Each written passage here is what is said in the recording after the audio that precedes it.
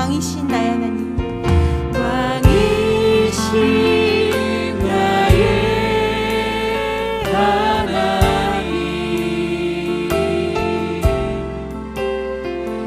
내가 주를 높이고 영원히 주의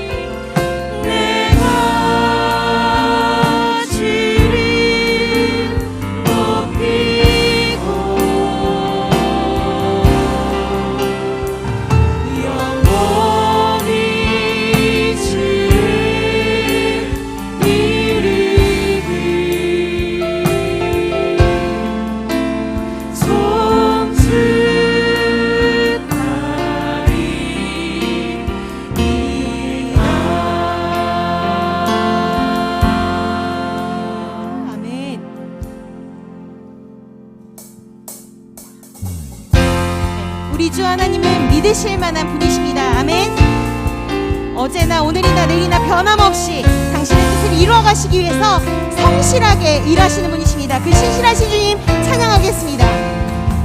나의 안석이신 하나님, 행하신 모든 것 완전하시네.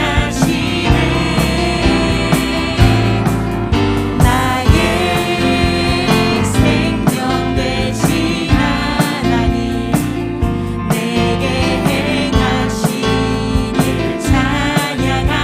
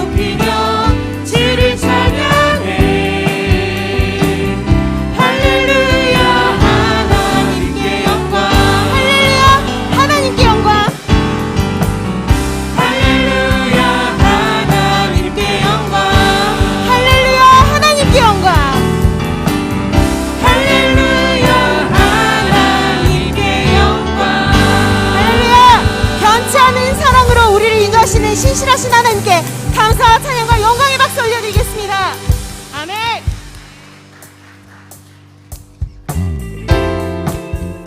우리의 선한 목자 되신 주님을 찬양하겠습니다. 선한 목자, 선한 목자 되신 우리 주 항상 인도하시고 푸른 풀밭 좋은 곳에서 우리 먹여주소서. 선한 목자 구세주여 항상 인도하소서. 선한 목자 구세주여 항상 인도하소서. 양의 문이 되신 예수여, 양의 문이 되신 예수여 우리 영접하시고 길을 잃은 양의 무리를 항상 인도하소서. 선한 목자 구세주여 기도 들어주소서. 선한 목자 구세주여 기도 들어주소서. 흠이 많고 약한 우리를 용납하여 주시고 주의 넓고 크신 은혜로 자유 얻게 하셨네. 선한 목자 구세주여 지금 나아갑니다. 선한 목자 구세주여 지금 다시 한번 3절로 고백하겠습니다. 흠이 많고 약한 우리를 용납하여 주시고 주의 넓고 크신 은혜로 자유 얻게 하셨네. 선한 목자 구세주여 지금 나아갑니다. 선한 목자 구세주여 지금 선한 목자 구세주여, 선한 목자 구세 지금 나아갑니다. 지금 나아갑니다. 선한 목자 구세주여 지금 하나님의 은혜로 하나님의 은혜로 있을 데 없는 자 왜 구속하여 주는지 난 알 수 없. 다시 한 번 더 하나님의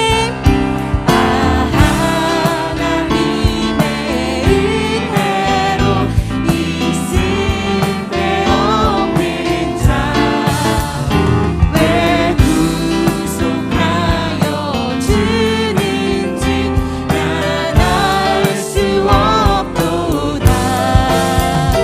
내가 믿고 또 의지하는 내 모든 영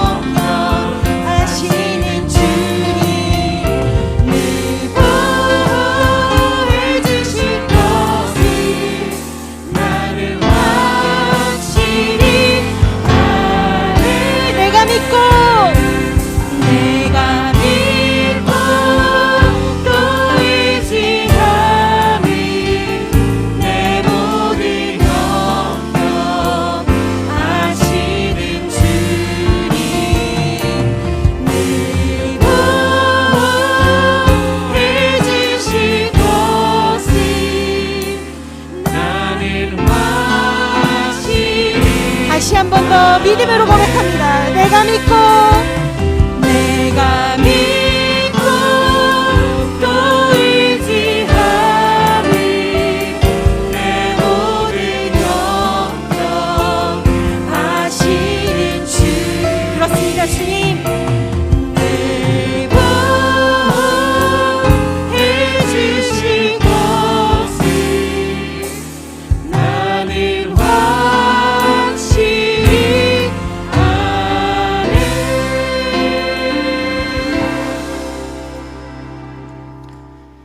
여호와는 나의 힘과 나의 방패이시니 내 마음이 그를 의지하여 도움을 얻었도다. 그러므로 내 마음이 크게 기뻐하며 내 노래로 그를 찬송하리로다. 사랑이 많으신 하나님 아버지, 오늘도 이 땅에 하나님의 사역을 위해 생명을 연장해 주시고 우리를 도구로 삼아 주셔서 야베스 축복기도회를 통하여 하루를 시작하게 하심을 감사드립니다. 이 시간에도 국방과 의료계에서 고군분투하는 자녀들을 기억하여 주시고 직장과 가정과 있는 곳에서 예배드리는 자들을 동일한 은혜를 주옵소서. 육신의 피곤함과 마음에 연약하여 새벽을 깨우지 못하는 자들을 긍휼히 여겨 주님이 주신 은혜를 생각하고 믿음을 지키고 일어서는 첫 시간에 주님과 함께하는 자들이 더욱 많게 하옵소서. 야베스 축복기도뿐만 아니라 끝나고 나서도 주님을 찾고 영을 해치는 많은 미디어와 혼란과 서로를 미워하는 어려운 시대에 주님과 함께하는 사람들이 많게 하옵소서. 세상은 역병이 창궐하고 경제는 침체되고 있고 많은 세대들의 앞날의 꿈조차 포기하며 살고 있는 이 시대에 우리를 선택하사 그들에게 빛과 소금의 역할을 하게 하시기 위해 부르셨음을 믿습니다. 우리는 하나님이 주신 말씀 속에서 세상의 쾌락을 따르지 아니하고 오직 여호와의 말씀 속에서 하나님이 주신 사명을 감당할 수 있도록 우리 마음을 지켜주옵소서. 매일 시험과 고난에 넘어져 연약하기 그지없는 우리가 말씀을 읽는 것부터 실천하여 영적인 갈급함과 믿음의 양극화가 없게 하시고 말씀을 더욱 가까이 하여 전교인이 주님의 증인으로서 쓰임받기에 부족함 없게 하옵소서. 단위에 세우신 목사님 영육간으로 나날이 강건하게 하시고 목사님의 사역에 영적 방해를 받지 않게 하시고 우리도 더욱 깨어 목사님을 중보할 수 있는 체력과 마음을 주시어 목사님의 사역에 우리 모두가 한마음 한뜻이 되어 하나님이 세우신 교회의 비전을 꿈꾸게 하시고 하나님의 말씀으로 세상을 품고 믿지 않는 자들에게 전도에 더욱 힘써 하나님의 나라가 확장되는 도구로 사용하게 하옵소서.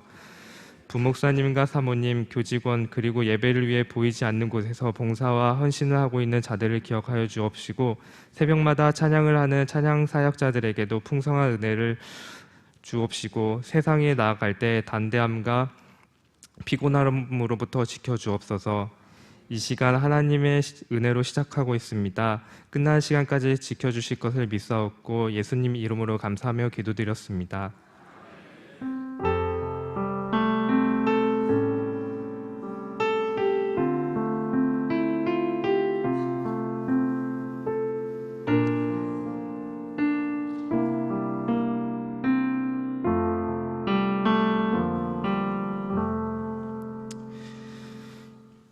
우리에게 주신 말씀은 디모데후서 1장 9절부터 14절입니다. 제가 가지고 있는 성경 343페이지입니다. 디모데후서 1장 9절부터 14절입니다. 마지막 구절은 합독하여 읽겠습니다. 하나님이 우리를 구원하사 거룩한 소명으로 부르심은 우리의 행위대로 하심이 아니요 오직 자기의 뜻과 영원 전부터 그리스도 예수 안에서 우리에게 주신 은혜대로 하심이라. 이제는 우리 구주 그리스도 예수의 나타나심으로 말미암아 나타났으니 그는 사망을 패하시고 복음으로써 생명과 썩지 아니할 것을 드러내신지라. 내가 이 복음을 위하여 선포자와 사도와 교사로 세웠음을 입었노라. 이로 말미암아 내가 또 이 고난을 받되 부끄러워하지 아니함은 내가 믿는 자를 내가 알고 또한 내가 의탁한 것을 그 날까지 그가 능히 지키실 줄을 확신함이라. 너는 그리스도 예수 안에서 있는 믿음과 사랑으로서 내가 들은 바 바른 말을 본받아 지키고 다 같이 읽겠습니다. 우리 안에 거하시는 성령으로 말미암아 내게 부탁한 아름다운 것을 지키라. 이 시간에는 글로리아 중창단이 하나님께 영광을 돌리겠습니다.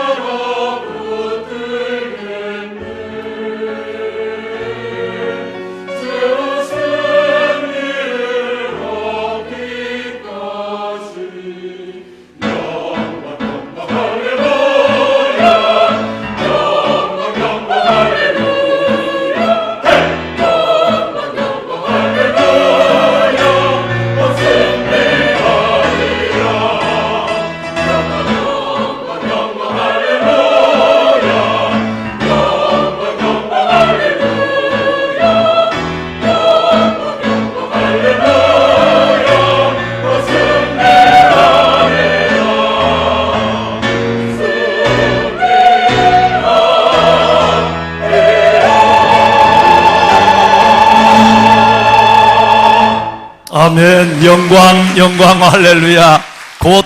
곧 승리하리라. 우리에게 약속하신 그 놀라운 승리를 이루실 살아계신 하나님께 영광의 박수를 한번 드리겠습니다. 하나님, 찬송과 존귀와 감사와 영광을 오직 주께 올려드리나이다. 할렐루야. 아멘.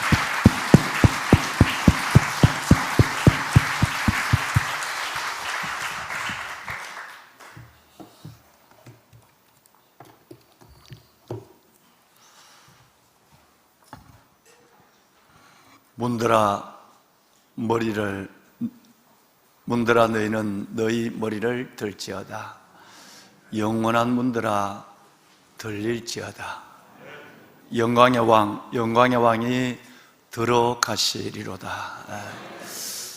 보배로운 사랑하는 여러분, 영광의 왕, 그 왕이 우리 안에, 우리의 삶 한복판으로, 우리의 삶의 가장 중심으로 내 안으로 들어오실 수 있도록 오늘도 문을 열고 주님을 영접할 뿐 아니라 그분을 환영하는 보배로운 여러분들, 야베스 16번째 시간으로 아버지 앞에 나와 그분을 다시 한번 내 삶의 깊숙한 곳으로, 그리고 내 삶의 가장 중심으로 메셔드리길 원하는 여러분 모두 위에 그 영광의 하나님이 내 안에 있는 갖가지 어둠과 삶의 문제들을 해결하고 또 내 안에 있는 갖가지 낙심을 다시 한번 영광의 소망으로 일으켜 주시고, 그리고 우리 안에 있는 우리가 해결하지 못하는 모든 문제까지라도 끝내는 이루시고 응답하시고 세우시고 영광 받으실 그분의 능력이 우리 가운데 역사하실 것을 믿으시면 아멘 하십시다. 예.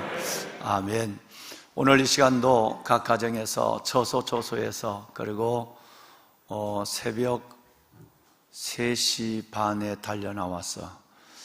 우리 권사님들이요, 성전에 들어오시려고 새벽 3시 반에 나온대요. 그런데 이 교회 성전문을 언제 열어야 될지를 고민해요. 그래서 교회 3시 40분 정도 되면 교회 문 앞에 와서 기다리시고 계세요. 그러니 여러분 얼마나 그 잠을 못 주무시겠어요. 그래도 사모하는 마음이, 그 마음이 하나님 보시기에 지극히 아름다우실 마음일 텐데 여러분, 그러다 보니까 또 우리 젊은 분들은 그래도 30분 정도 먼저 나오셔도 성전에 들어오기 어렵죠, 본당에. 그죠? 예.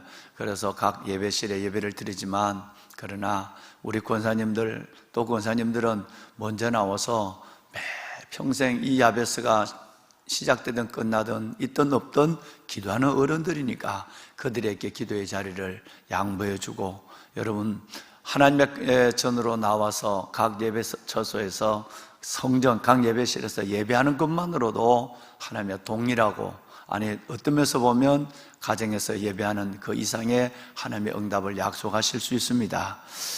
어쩔 수 없이 여러 가지 방역 문제 때문에, 또 직장 문제 때문에, 또 거리 문제 때문에 가정에서 예배하는 분들이 500가정이 넘어요. 유튜브와 우리 홈페이지로 500가정이 넘는 분이 이 동시에 예배를 드리고 있는데, 그 가정도 하나님의 지성소로 베들로 삼아서 하나님의 은혜와 응답을 주실 것입니다.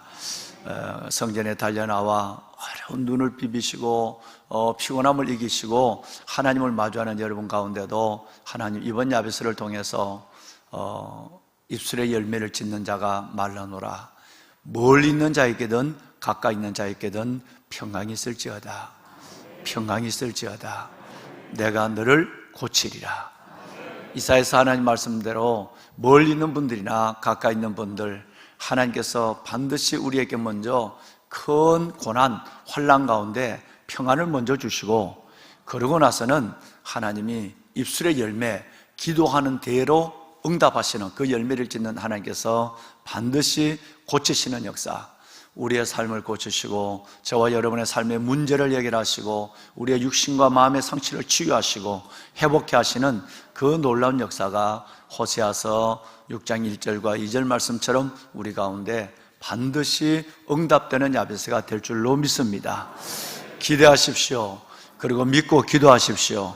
하나님의 기쁨의 큰 은혜를 여러분에게 듬뿍듬뿍 안겨 주실 줄로 믿습니다. 글로리아 중창단이 오늘 하나님께 찬양을 드렸는데 얼마나 이용일 단장님은 언제 왔어요? 대전에서 1시 반에 출발했어요. 이 찬양을 드리려고 대전에서 1시 반에 출발해서 와서 찬양을 드리는, 혼자 왔어요? 신집사님 같이 왔어요? 거기 있어요. 난 못 봤어요. 예. 여러분, 이 찬양을 드리려고 우리 이용일 우리 지휘자님이 1시 반에 대전에 일어나서 하나님의 이 서울로 성전으로 달려 나오신 것도 참 귀하고, 또 우리 글로리아 중창단들이 한 마음으로 하나님 앞에 정말 중심을 들인 찬양을 드려줘서 정말 감사합니다. 우리 한번 글로리아 찬양단 다 한번 일어나 봐요. 위에 옷 입어도 괜찮아요. 옷 입어도 괜찮아요. 다 일어나요. 뒤로 한번 돌아서 봐요. 예. 여러분, 이 새벽에 우리에게 귀한 찬양으로 우리의 마음의 지성 소문을 열어준 우리 글로리아 찬양단을 위해서 우리 박수 한번 날까요? 네, 감사합니다. 네, 은혜가 됐습니다. 네, 감사합니다. 주의 이름으로 축복합니다. 예, 감사합니다. 예. 옷 입으세요. 옷 입으세요. 예. 옷 입으세요. 따뜻하게. 예, 감사합니다. 사랑하는 여러분, 우리가 문을 열고 또 매우 오래된 아담부터 닫혀져 있던 영원한 문, 이 문을 열고 영광의 주님을 영접하면 영광의 주님, 그분은 말로 영광의 주님이고 빛의 주님이라서 그분이 들어오시면 죽은 자가 살아나고 죽은 삶이 깨어나고 우리의 모든 삶에 하나님의 변화, 하나님의 새로운 역사와 생기를 경험하게 될 줄로 믿습니다. 특별히 떨어진 마음, 낙심, 여러분 이 떨어진 마음, 이 낙심으로부터 영광의 주님이 들어오면 소망의 사람으로 바뀌어지는 역사가 일어납니다.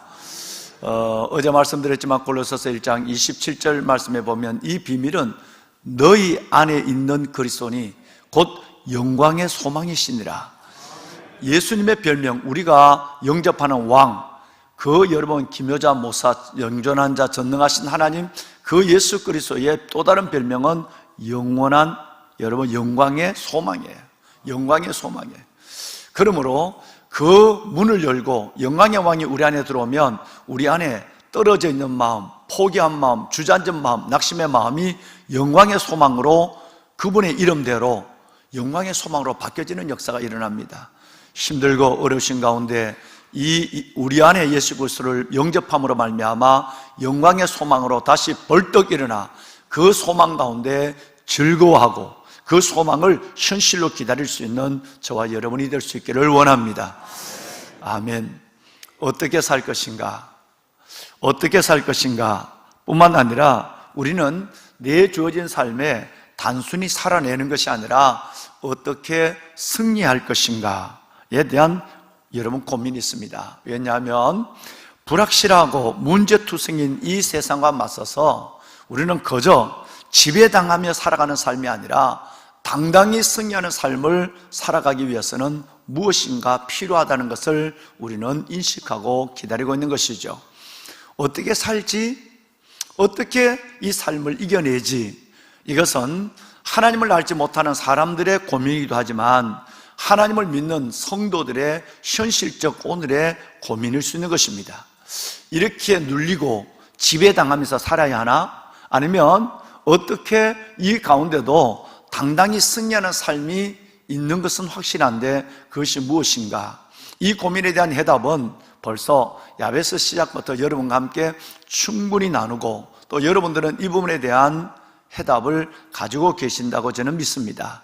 근데 오늘 이 새벽에는 좀 더 구체적인 하나님을 알고 그 안에서 내가 어떻게 살 것인가, 내가 이 어려운 문제와 갖가지 고난 속에서 지배를 당하고 살 것인가, 아니면 승리하면서 당당히 살 것인가 하는 부분에 대해서 다시 한번 여러분들에게 확신을 주시는 하나님의 말씀이 오늘 디모데후서 1장에 기록되어 있습니다. 보배로운 사랑하는 귀한 성도 여러분, 내가 이 복음을 위하여 선포자, 반포자, 전도자, 내가 이 복음을 위하여 선포자와 사도와 교사로 세움을 입었노라. 이로 말미암아 내가 또 고난을 받되 부끄러워하지 아니하면 내가 믿는 자를, 내가 믿는 예수를, 내가 믿는 주님을 내가 알고 또한 내가 의탁한 것을, 내가 부탁한 것을 그날까지 그가 능히 지키실 줄 확신하노라. 여러분, 오늘 읽으신 이 말씀 속에서 얼마나 바울 사도는 거듭거듭 당하는 고난, 또 고난을 당하고 해결되지 않는데 또 문제를 경험하고 예수 그리스도로 말미암아 복음을 위해서 받는 핍박과 고난도 있지만 육신의 질병과 삶의 문제도 어마어마한, 여러분 이 두려움과 염려 다음에 보시겠습니다만은 이 염려 속에 있는 이 사도 바울은 그런 가운데 있어서도 내가 아들 디모데에게, 아들아, 내가 이 복음을 위해서 선포자와 사도와 교사로 세움을 입었다. 내가 또 이것 때문에, 내가 하나님 앞에 일꾼으로 세움을 받은 것 때문에, 믿는 것 때문에 또 고난을 받지만 부끄러워하지 않는 그 이유가 있다. 그것은 바로 내가 믿는 그분을, 내가 믿는 자를 내가 안다. 내가 믿는 예수님이 어떤 이 고난을 내게 왜 주셨고 이 고난을 통해서 내가 어떻게 하나님께 영광 돌리는 삶을 살아가게 할지 내가 그분을 알고 있고, 또한 내가 의탁한 모든 것, 즉 하나님의 복음을 그날까지, 예수 그리스도의 그날까지 그 완전히 하나님께서 이것을 우리가 온전히 하나님께서 능히 하나님께서 지켜주실 것을 내가 확신한다는 이 고백을 바울은 드리고 있는 것입니다. 보배는 여러분, 우리는 이 말씀을 다시 한번 생각해 봐야 합니다. 왜냐하면 어떻게 하면 고난 가운데, 여러분 어떻게 하면 이 어마어마한 고통 속에서 이 장엄한 노래를 또 고난을 받되 고난을 부끄러워하지 않는다, 이 고난에 포기하지 않는다, 낙심하지 않는다. 왜? 내가 믿는 자를 내가 안다. 그것 때문에 나는 절대 포기할 수 없고 오히려 내가 어떡한 것을 그날까지 그가 능히 지켜주실 것을 확신한다 라고 하는 이 말을 어떻게 할 수 있을까? 한 번의 고난에도 우리는 용기를 갖기 쉽지 않습니다. 한 가지의 문제 속에도 우리는 다시 벌떡 일어나 아무것도 없는 것처럼 하나님을 향하여 달려가기 쉽지 않습니다. 그런데 이런 상황 속에서 어떻게 이 장엄한 선언을 할 수 있을까? 오늘 저는 이 하나님의 음성을 여러분과 함께 짧지만 이 말씀을 함께 나누고 싶은 것입니다. 보배로운 여러분, 배경을 먼저 알으셔야 우리는 그 문제 속에 동일한 고난을 당하고 동일한 문제 속에 허덕이고 있는 우리에게도 동일한 이 장엄한 선언, 장엄한 노래가 터져 나올 수 있는 것입니다. 그 배경을 알아야 하니까. 그 배경은 바울 사도가 사랑하는 아들, 영적인 아들 디모데에게 오늘 이 편지를, 이 말을 하고 있는 것입니다. 그러면 또 디모데가 그러면 어떤 사람인가? 디모데는 성경 여러 군데에 보면 이 디모데는 매우 유약한 사람입니다. 마음이 약한 사람이에요. 기질적으로, 천성적으로 디모데는 매우 소심한 사람의 형입니다. 작은 것에 소심하고 내성적이고 낙천적이지 않는 사람입니다. 이것은 그러므로 이 디모데가 영적인 아버지 바울 사도가 그리스도로 말미암아 당하는 고난, 즉 아까 말씀한 선포자, 사도, 교사로서의 부름을 받은 하나님의 일꾼으로서 당하는 이 고난 뿐만 아니라 그가 겪고 있는 육신의 질병, 말씀드렸지만 아무것도 제대로 먹지 못하는, 먹었다면 위로 올려내는 이 위장병과, 그리고 여러분 발작을 일으키는 간질과, 그리고 그가 있는 눈의 이 시력의 알력의 문제, 여러분 이런 갖가지 문제 속에 있는 그 육신과 삶의 현실적, 여러분 이 문제를 가지고 디모데는 이 소심한 성격, 낙천적이 아닌, 여러분 이 외향적인 아닌 내성적인 이 성격을 가진 디모데는 걱정이 이만저만이 아니었습니다. 마틴 로이드 존스 목사님의 책을 제가 오래전에 읽었는데, 그 책에 보면 마틴 로이드 존스 목사님은 디모데가 우울증을 심하게 앓고 있었다 이렇게 기록하고 있습니다. 성격 문제 때문에. 그리고 여러분 그의 그 걱정을 하고 외로워지는 이 문제 때문에 누구든지 경험할 수 있는, 여러분 그 우울증을 심하게 앓고 있었다라고 로이드 존스 목사님은 그렇게 말을 하고 있어요. 그런 점은 제가 확실치 않지만, 확신을 가질 수 없지만, 여러분 하여튼 디모데는 소심했어요. 기질적으로 선천적으로 매우 낙천적이지 못하는, 어떤 면에서 보면 걱정이 많은, 다른 시각으로 모든 것을 바라보는 비관적인 성격을 가지고 있는 사람임에 틀림이 없습니다. 여러분 그런 디모데에게 바울이 오늘 이렇게 얘기하는 것입니다. 아들아, 내가 이 복음을 위하여 선포자와 사도와 교사로 부르심을 입었지 않냐? 근데 내가 또 그렇게 하나님의 종으로, 일꾼으로, 하나님의 믿는 사람으로 이 길을 걸어가고 있는데 또 고난을 당해. 내가 또 고난을 당해. 그런데 말이다, 나는 부끄러워하지 않아. 왜? 내가 믿는 자를 내가 알거든. 나를 구원하신 분, 또 내 인생을 이끌어 가신 분, 내가 사명의 길을 걸어갈 수 있게 하고 이 고난을 주신 분이 어떤 분인지 내가 믿는 자를 내가 알아. 그리고 내가 또 확신하는 게 있어.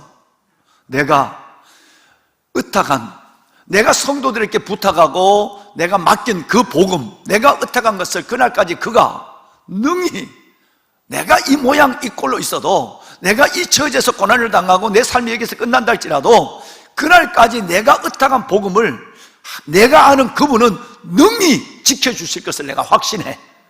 할렐루야.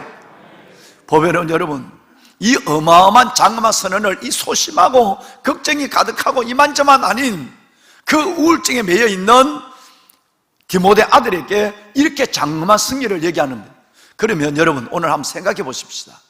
그러면 이 말을 하는 바울 사도는 성격이 외형적이었을까요? 낙천적이었을까요? 여러분, 그가 선성적으로 그는 매우 긍정적인 사람이었을까요? 그렇지 않다는 것을 성경은 또 증명하고 있습니다. 그 말을 하는 이 장엄한 노래를 가지고 이 고난 속에 또 고난을 당해도 내가 낙심치 않는다, 부끄러워하지 않는다, 내가 이 고난을 주시고 나를 구원하시고 고난을 주신 그분을 내가 안다 라고 자신에게 얘기할 수 있는 그 바울은 그러면 매우 외형적이고 MBTI를 하면 E형의 사람이고, 그러면 여러분 기질적으로 보면 낙천적 사람이라서 그는 고난이 오도 아무것도 없는 것처럼 그렇게 고함을 질고 장엄한 승리를 노래할 수 있을까? 아니라는. 여러분 고린도후서 7장 5절 말씀에 보면 마게도냐에 이르렀을 때 바울은 아까 얘기한 것처럼 육체적으로 질병이 너무 많았어요. 편하지 않는다 이 말은 간단하지 않습니다. 마게도냐에 복음을 전하라고 그 마게도냐에 어렵게 왔는데 육체적으로는 복음을 전할 수 없는, 말이 열려지지 않는 힘이 없는 자가 되었고, 사방에는 여러분 여러 가지 어려운 문제가, 환난이 여전히 그 자신에게 몰려오고 있었고, 뿐만 아니라 밖으로는 다툼이요 안에는 여러분 두려움이었다 그랬어요. 그의 성격이 그가 외형적인 것으로 이 모든 걸 아무것도 없는 것처럼 이겨낸다는 것이 아닌 것을 증명하고 있는 거예요. 여러분 고린도전서 말씀을 볼까요? 고린도전서 2장 3절 말씀에 보면 내가 너희 가운데 복음을 전하고 있을 때 여러분 첫째는 약했다, 그 다음에 두 번째는 두려웠다, 세 번째는 심히 떨었다 그랬어요. 디모데처럼 바울도 낙천적인 사람, 기질적으로 긍정적인 사람, 기질적으로 선천적으로 보면 이 사람은 아무것도 없는 외형적 사람이 아니라 똑같이 소심하고 여러분 은둔형이고 내성적이고 두려워하고 떨고 힘들어하는 여러분 똑같은 형을 가지고 있는 사람이었습니다. 성경은 이것을 증명하고 있는 것입니다. 보면은 여러분 내가 또 이 고난을 받되 부끄러워하지 아니하면 내가 믿는 자를 내가 알고 또한 내가 의탁한 것을 그날까지 그가 능히 지키실 줄을 확신함이라. 그럼에도 이 말을 성격적으로 그럼에도 이 말을 할 수 있다라고 하는 것은 우리에게 무엇을 말하냐면, 만약에 사랑하는 여러분 하나님의 복음이 천성적으로 낙천적인 사람들만 이 편지를 쓸 수 있다고 한다면, 낙천적인 사람만 이 편지를 쓸 수 있다고 한다면, 그렇지 않는 사람, 즉 복음이 내성적이고 비판적인 사람들과는 하나님의 복음은 무관해지는 것입니다. 다시 말해서 이런 고난 가운데도, 거듭되는 고난 가운데도 내가 부끄러워하지 않는다, 낙심하지 않는다, 내가 믿는 자를 내가 하나님 안다라고 하는 장엄한 승리의 노래를 부를 수 있는 사람은 여러분 매우 긍정적이고 낙천적인 사람만 이런 고난 속에도 뻗떡 어깨를 흔들고 머리를 여러분 뻗떡 들고 일어날 수 있는 사람이라면, 만약에 그렇지 않는 소심한 사람이라든가 내성적인 사람들, 이런 사람들에게는 복음은 무관한 것이 되어버리고 마는 것입니다. 그렇지 않다는 것입니다. 복음은 기질과 무관하게 역사합니다. 기질이 어떠든 중요한 것은 복음의 능력입니다. 이 복음의 능력은 어떤 기질, 어떤 성격에도 동일하게 이 복음은 놀라운 용기와 놀라운 하나님의 다시 도전할 수 있는 의지와 그리고 승리를 약속해 준다는 것입니다. 복음은 기질에 있는 것이 아니라 복음은 능력이 있습니다. 여러분 로마서 1장에서 저와 여러분이 공부를 했습니다마는 내가 이 복음을 부끄러워하지 않으니, 이 복음은 모든 믿는 자에게 구원을 주시는 하나님의 능력이라고 그랬어요. 믿으시면 아멘 합시다. 기질과 관계없다는 얘기예요. 여러분 아무리 내성적이고 여러분 정말 막 우울하고 때로는 비관적이라 할지라도 하나님의 복음은 모든 믿는 사람에게 구원을 주시는 하나님의 능력이 된다는 사실을 믿으시면 아멘 하십시다. 이것이 복음의 능력이에요. 바울은 기절적으로 그렇기 때문에 그렇게 말을 할 수 있다 아니라는 얘기예요. 누구든지 예수 그리스도의 복음을 경험하면 어떤 고난에도 내가 또 고난을 당하되 부끄러워하지 않는다, 낙심하지 않는다, 포기하지 않는다, 주저앉지 않는다, 믿음을 중단하지 않는다. 왜? 내가 믿는 자를 내가 안다, 내가 믿는 예수를 내가 알기 때문이다.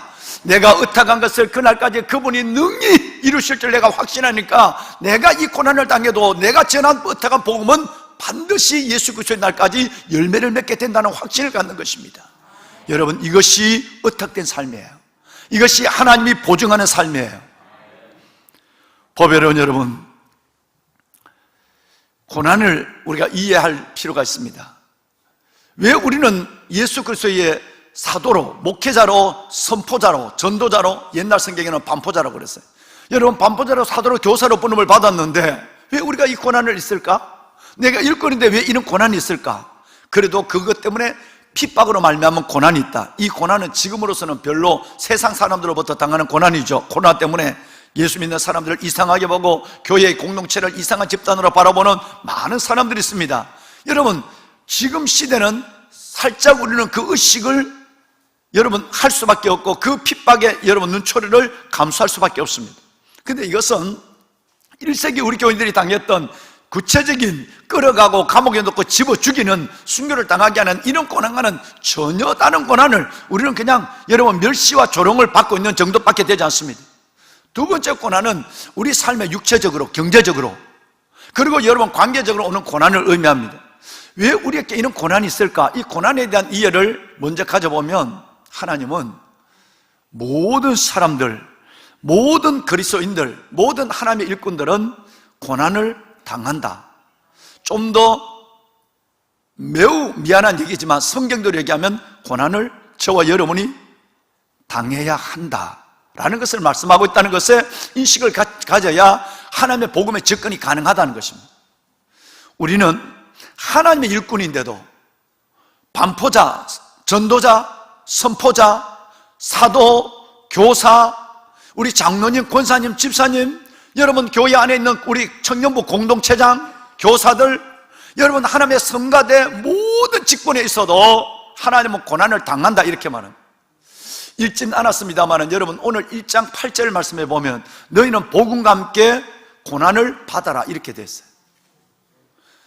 하나님은 우리에게 이 고난의 문제를 해결한 것이 아니라 오히려 너는 믿음, 복음과 함께 예수 그리스도와 함께 고난을 받아라 이렇게 말하고 있습니다. 로마서 말씀을 다시 돌아갈까요? 여러분 로마서에 보면 로마서 5장 3절에 보면 내가 환난 중에도 즐거워하나니 환난이 오는 건 당연하고 그 환난을 오히려 그 환난 가운데도 즐거워한다. 왜냐하면 환난은 인내를, 인내는 연단을, 연단은 소망을 이루는 줄 우리가 알고 있기 때문이다 라는 말씀이 기록되어 있습니다. 할렐루야. 여러분 우리에게 환난이 없다, 고난이 없다, 하나님의 일꾼으로 살아가는 삶 속에는 모든 것이 형통하다, 하나님이 보증해 준다, 아니라는 것을 지금 말씀하고 있는 거예요. 오히려 고난을 받아라 하고 환난이 있다, 그 환난은 인내와 연단과 소망을 만들어낸다, 그러니 그 환난을 이겨내라 이렇게 말씀하고 있습니다.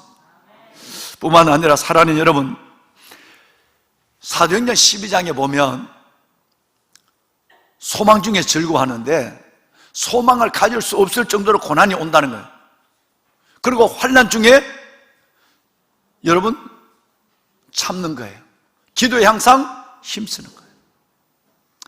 환난이란 이 말은 우리의 믿음과에 떨어지지 않는, 결코 환난은 우리를 떠나지 않는 매우 하나님께서 우리에게 당연히 주시는 또 하나의 어떤 하나님의 섭리와 같은 것이 바로 환난과 고난이라는 것을 말씀하고 있습니다. 사도행전 14장 22절 말씀에 보면 바울과 바나바의 이야기가 나옵니다. 제자들의 마음을 굳게 하여 이 진리에 머물러 있으라. 코로나 상황이 오고 어려운 핍박이 오고 고난이 와더라도 여러분 우리의 마음을 굳게 해야 합니다. 그리고 여러분 우리는 이 진리에, 하나님의 믿음에 붙어 있어야 돼요. 진리에 여러분 온전히 머물러 있어야 되는 거예요.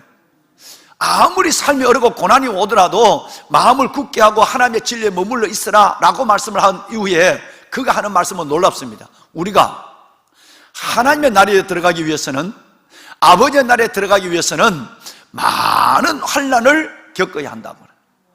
여러분 어떻게 이 말씀을 이해하시는지요? 이 말씀에 이해가 되지 않는다면 오늘 우리가 드리는 기도는 매우 하나님과 다른 방향에서 요구를 하고 있는지는 몰라요. 하나님 이 고난의 문제를 해결해 주세요. 나는 이 고난 믿는데도 왜 이런 고난이 오고, 내가 하나님을 위해서 살려고 하는데 왜 이런 시험이 와서 나를 이렇게 어렵게 만듭니까? 이게 언제 끝납니까? 라고 하는 이 하나님이 주시는 환난과 고난의 문제를 이해하지 않는다고 한다면 우리의 기도의 방향이 하나님이 원하시는 방향과 맞지 않다라는 것을 지금 여러분 긴 시간 제가 여러분과 말씀을 나누고 있는 것입니다. 여러분, 오히려 하늘나라에 들어가면 환난을 겪어야 한다. 복음과 함께 고난을 받으라. 환난 중에도 너희가 환난을 당할 것이야. 그럴 때 너는 즐거워하라. 여러분, 이런 것에 대한 이 복음이 내 안에 수용이 돼야 그 다음에 내 삶의 믿음의 자세가 나오는 거예요. 자, 그 다음 볼까요? 그럼 왜 우리가 이 고난 가운데 낙심을 하게 될까요? 그것은 이유가 있습니다. 진리 대신 상황을, 하나님의 약속의 진리 대신 상황을 중시하고 있어요. 내가 지금 당하는 고난만 지금 바라보고 있지, 하나님의 진리를, 여러분 진리를 의식하지 않고 있는 거예요. 진리. 또 뿐만 아니라 진리에 비추어서 상황을 이해하려고 하지 않습니다. 하나님을 복음을 잘 모르니까 이 두 가지 가오를 범하는 거예요. 문제만 보고 있지, 내가 당하는 고난의 문제만 매여 있지, 여러분 하나님이 예수 그리스도가 이 고난을 내게 왜 주셨을까, 이 고난에 대한 성경적 이해를 주목하지 않고 있다는 거예요. 또 다른 말로는 하나님의 말씀에 비추어서 내가 이 고난을 이해하지 못하기 때문에 낙심하게 되는 거예요. 오직 내가 내만 생각하는 거예요. 하나님의 진리는 던져놓는 거예요. 하나님의 뜻은, 하나님의 말씀은 내게 없는 거예요. 오직 그러니까 내가 고난에만 중시하고 집중하고 있는 거예요. 고난에만 여러분 있는 거예요. 그러니까 진리 안에서 고난을 해석하거나, 진리, 여러분 그 문제를 중시하는 것보다 하나님의 말씀을 집중하는, 여러분 이것이 없을 때 우리는 계속해서 우리는 마음이 떨어지는 거예요. 낙심하는 거예요. 낙심은 마음이 떨어지는 거예요. 마음이 떨어지는 말은 믿음이 떨어진다는 것을 의미하는 거예요. 여러분, 복음은, 예수님은 인간으로 하여금 자신을 거스르는 모든 것을 이기게 하는 능력이 있습니다. 이 문제를 하나님이 주셨고, 이 고난도 하나님이 주셨고, 이 상황도 하나님이 만드셨는데, 그런데 더 놀라운 것은 주님은 우리가 겪고 있는 이 모든 문제로 하여금, 우리가 겪고 있는 모든 우리 자신을 거스르는 이 상황으로 하여금 넉넉히 이길 수 있는 힘을 먼저 주십니다. 말씀을 잘 기억하셔야 돼요. 여러분, 이 고난의 문제가 없는 것이 정상이 아니라 있는 것이 정상이다. 두 번째, 하나님은 이 모든 고난, 핍박의 고난 아니면 삶의 고난, 이 두 가지 고난을 주실 때는 하나님은 이 고난을 해결하기 전에 먼저 이 고난을 통해서 예수를, 복음을, 하나님의 말씀을 주목하고 중시하기를 원한다. 그러면 하나님이 이 고난을 해결하기 전에 먼저 이 고난을 이길 수 있는 힘을 주신다는 거예요. 여러분, 요한복음 16장 33절에 놀라운 것을 말합니다. 이것을 너희에게 이르면 너희로 내 안에서 평안을 누리게 하렵니다. 너희가 세상에서 환난을 당하나 담대하라. 내가 세상을 이겼노라. 하나님은 고난을 해결해 주시기 전에 뭘 주느냐 하면 이 고난을 감당할 힘을 주시는 거예요. 그래서 여러분, 고린도전서에 보면 내가 너희에게 감당치 못할 시험당함을, 감당치 못할 고난을 주지 않는다. 또 시험당할 쯤에 피할 길도 준다. 아니면 능히 너희가 내가 이길 수 있는 힘을, 에너지를 내가 너희에게 준다. 이렇게 말하고 있습니다. 평안을 먼저 주시고, 고난 속에서도. 어제 여러분, 지난주 우리 권사님이 간증을 하셨잖아요. 폐암, 여러분 남편은 급성 폐암 말기인데 남편이 자기에게 이기라고 위로, 여러분 왜 너무 놀랄까봐. 근데 그 말을 듣는 순간에 감사합니다, 놀라운 평안이 왔다는 거 아니에요. 하나님께서는 먼저 우리에게 하나님께서는 평안을 주시고, 고난 환난 속에 두 번째는 이길 힘을 주시고, 내가 세상을 이겨노라. 그리고 나서 하나님은 이 고난의 목적을 우리 안에 이루어가기 시작하는 것입니다. 그러면 내가 당하는 고난은, 헛한 고난은, 내가 실수로 말미암아 당하는 고난일지라도 벌어진 사건은 없는 거예요. 헛한 고난은 하나도 없는 거예요. 하나님 이것을 통해서 내 안에 놀라운 하나님의 뜻을 이루어가시는 하나님의 계획이 있다는 사실을 우리는 믿어야 되는 것입니다. 자, 여러분 이제 말씀을 마무리할 단계입니다. 그러면 내가 또 이 고난을, 내가 또 이 고난을 받되 뭐하지 않는다? 부끄러워하지 않는다. 왜? 내가 믿는 자를 내가 안다. 내가 이 고난을 당하지만 내가 낙심코 주저하지 않는다. 왜? 내가 믿는 자를 내가 안다. 내가 믿는 예수님이 내가 알아. 여러분은 예수님을, 여러분 하나님을 어느 정도 아십니까? 이걸 알지 못하면 아까 말씀드린 이 고난에 대한 이해가 되지 않죠. 우리가 여호와께로 오라, 우리가 여호와께로 돌아가자. 그가 우리를 찢으셨으나 도로 낫게 할 것이요, 우리를 치셨으나 싸매어 주실 것이다. 여러분, 이틀 후에 하나님 우리를 살려주고 셋째 날에 우리를 일으켜줬어. 우리가 하나님 그분 안에서 살 것이다. 3절 말씀에 우리가 여호와를 알자, 힘써 여호와를 알자. 그에 나타나시면 새벽빛같이 일정하신 하나님, 비와 같이 땅을 적시는 늦은 비처럼 우리에게 임하시리라. 여러분, 호세아서 6장 1절에서 3절에 나오는데 그 3절 말씀에 보면 우리가 여호와를 알자, 어떻게? 힘써 여호와를 알자. 오늘 여러분 이 말씀과 내가 또 고난을 당하되 부끄러워하지 않은, 또 고난을 내가 받지만 부끄러워하지 않는 것은, 낙심하지 않는 것은 내가 믿는 그분을 내가 알고 주님을 알아야 이 고난을 이해하고 이 고난의 승리를, 힘을 가질 수 있고 하나님의 주신 이끄심의 승리를 경험할 수 있는 거예요. 그분을 아는 것입니다. 한 예를 들어서 설명드리겠습니다. 여러분, 하나님의 복음이, 좀 더 구체적으로 얘기하면 하나님이 이 세상에 대해서 실패했다고 생각하기 때문에, 복음이 이 세상에 대해서 실패했다고 생각하기 때문에 복음을, 예수님을 믿지 않는 사람들이 의외로 많습니다.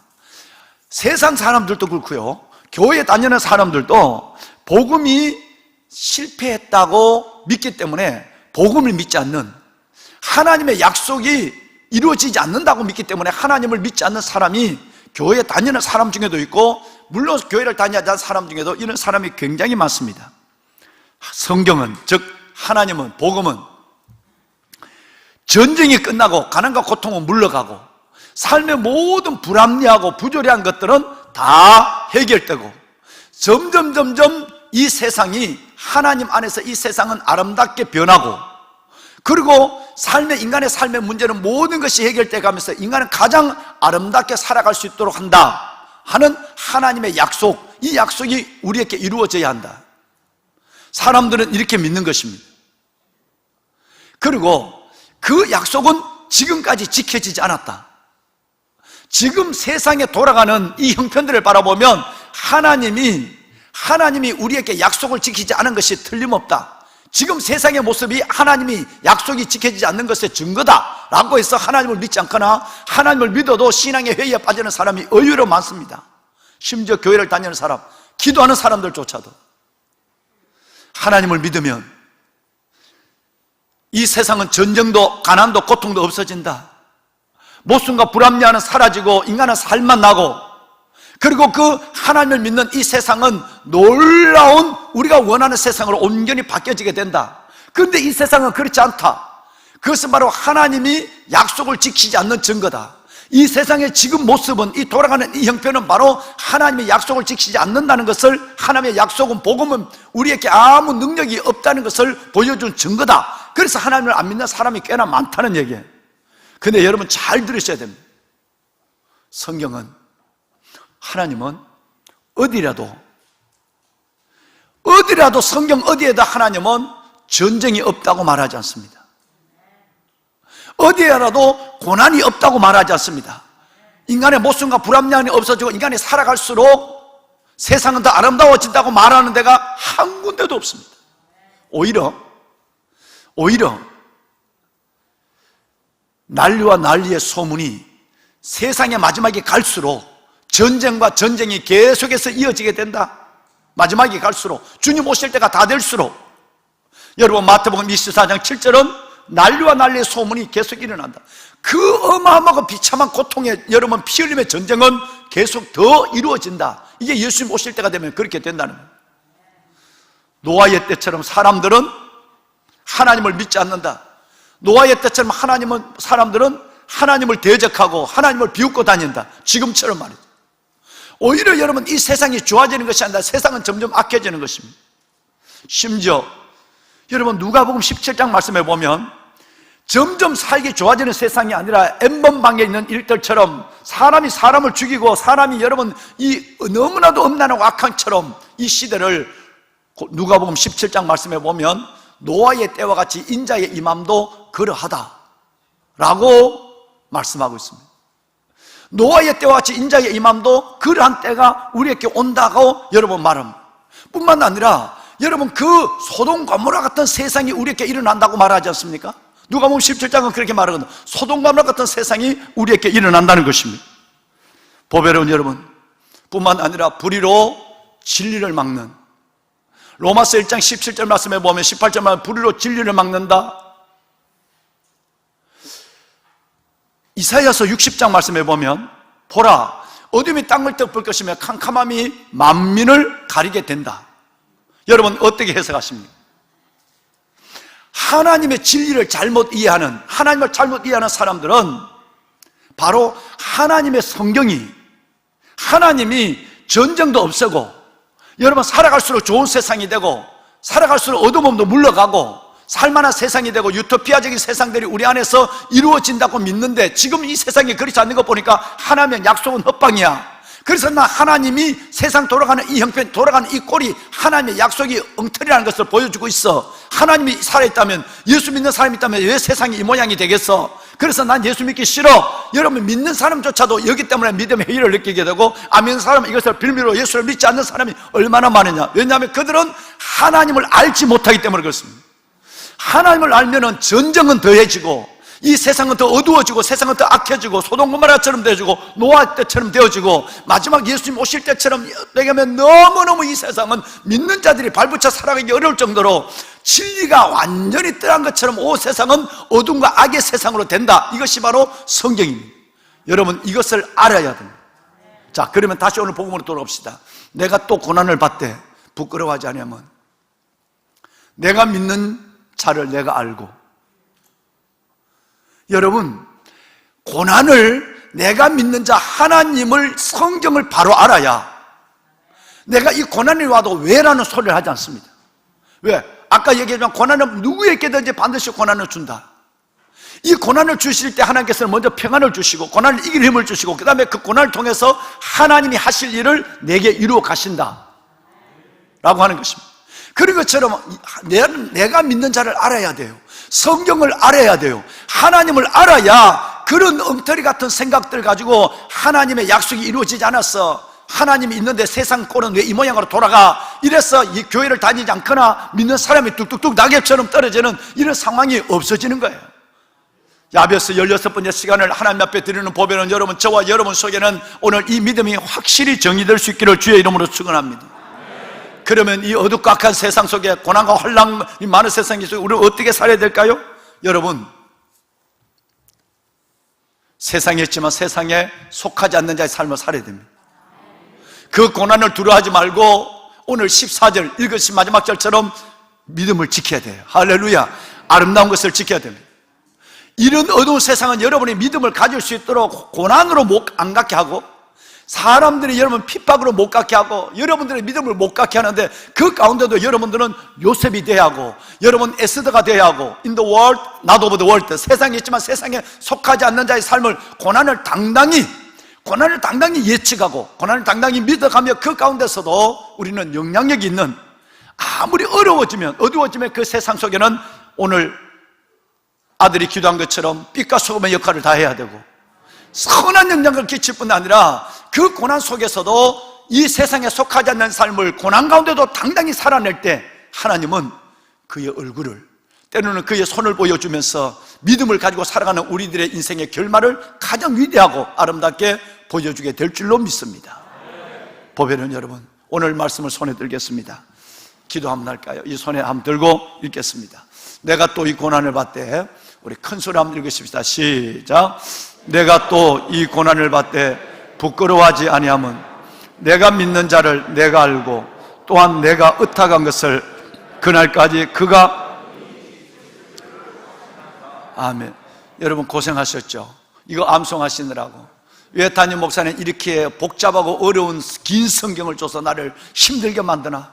이 말씀 안에는 앞으로 제가 어제 어느 분에게 그랬어요. 이 설교를 지금도 시간이 10분이나 늘었는데 이 설교를 생각 같았으면 10시간 정도를 저는 이 말씀으로, 이 말씀 한 절로 10시간 정도를 설교하고 싶은 거예요.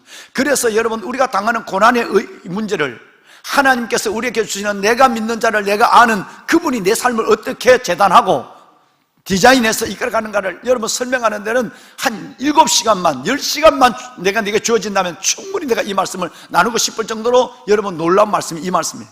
여러분, 어렵고 복잡하지만 이 말씀을 암송하고 언젠가 기회가 되면 다시 말씀으로 만납시다. 할렐루야. 고난을 두려워하지 마세요. 부끄러워하지 마세요. 낙심하지 마세요. 여러분, 여러분이 믿는 예수님을 여러분이 아시면 됩니다. 주님이 왜 이 고난을 주는가, 이 세상은 왜 이 모양인가, 그 가운데 나는 어떻게 살아야 하는가 라고 하는 것을 알 때 우리의 삶은 달라집니다. 그때 생각지 않는 응답이 와요. 놀라운 기적이 그때 일어납니다. 기도합시다. 손을 듭시다. 여러분, 말씀을 손에 드세요. 말씀을 손에. 하나님, 오늘 알았습니다. 고난을 당하라고 하고 이 고난 속에 너희는 즐거워까지 하라고 그러고, 이 고난 속에 있는 우리 하나님의 백성들이 먼저 평안과 고난 가운데 하나님의 주시는 넉넉히 이길 힘을 주시는 그 힘을 공급받으라고 말씀하시고, 끝내는 그 고난은 내가 믿는 자를 내가 알던 그 예수 그리스도 안에서 이 고난은 결코 고난으로 끝나는 것이 아니라 하나님의 영광과 큰 믿음과 사명을 이루는 하나님의 축복과, 때로는 그 고난을 기적같이 변화시키시는 하나님의 기적을 경험하는 하나님의 과정이 될 것을 말씀하셨습니다. 하나님, 알았습니다. 오늘 내가 다시 복음을 이해하게 되었습니다. 내가 또 이 고난을 당하되, 내가 또 이 고난을 받지만 부끄러워하지 않고 낙심하지 않는 이유가 있습니다. 나를 구원하시고 이 고난을 주신 주님을 내가 알기 때문입니다. 주님을 한번 크게 부르고 오늘 말씀을 생각하며 함께 기도하겠습니다. 주여, 여호와 살아계신 아버지 하나님, 아버지 하나님 은혜와 사랑을 감사합니다. 내가 이 복음을 위하여 선포자와 사도와 그리고 교사로 세움을 입었노라. 이로 말미암아 내가 또 고난을 받되, 내가 또 고난을 받되 부끄러워하지 않으면 내가 믿는 자를 내가 알고, 또한 내가 의탁한 것을, 내가 의탁한 이 복음을 그날까지 그가 능히 지키실 줄, 그날까지 주님의 날까지 능히 내가 전한 복음을 지키실 줄 확신합니다. 하나님 감사합니다. 오늘 말씀을 받았습니다. 아버지 하나님, 왜 내게 이 고난이 이렇게 깁니까? 왜 내가 이 고난을 당해야 합니까? 하나님, 믿음의 일꾼의 길을, 하나님의 귀한 하나님의 사명의 길을 걸어가는 나에게 왜 이 고난은 있어야만 합니까? 아버지 하나님, 고난을 이해하지 못하고 때로는 하나님 앞에 불평하고 때로는 하나님의 낙심하고 때로는 하나님을 원망했던 것들을 용서하여 주옵소서. 내가 믿는 자를 내가 알지 못했습니다. 고난을 주시는 주님을 내가 알지 못했습니다. 고난의 이유가 있음을 내가 알지 못했습니다. 하나님, 아버지 하나님, 내가 믿는 자를 내가 알고, 내가 믿는 자를 내가 알고, 내가 믿는 자를 내가 알고, 오 아버지 하나님, 나의 이 아픔과 나의 이 고난, 그 고난 가운데 내가 믿는 자를 내가 알아야지. 나를 구원하시고 자녀 삼아주신 하나님, 하나님의 백성들 나에게 고난을 주시는 이유를 내가 알았습니다. 살아계신 아버지 하나님, 고난을 주시는 분을 내가 알았습니다. 하나님 감사합니다. 하나님이여, 그날까지 그가 능히 지키실 줄 확신합니다. 그날까지 그가 능히 지키실